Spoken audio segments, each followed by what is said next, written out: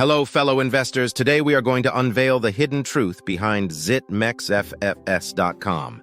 This company is making a buzz around the investment world due to its suspicious activities. I'm Jordan, and on this channel we're dedicated to safeguarding your investments from fraudulent practices.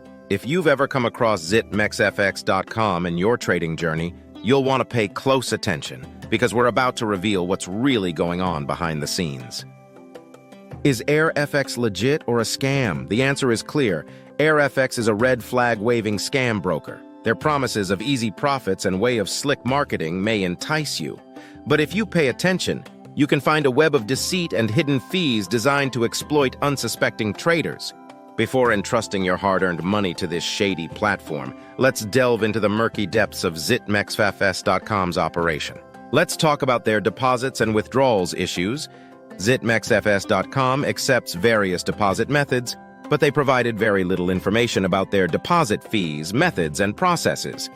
However, withdrawal options seem limited, and user reports of delayed or denied withdrawals abound. Red flags and warning signs. The largest warning sign is that Zit-mexfx.com does not allow risk-free demo accounts. This means that you have to risk losing real money if you want to test out the platform. Avoid doing it.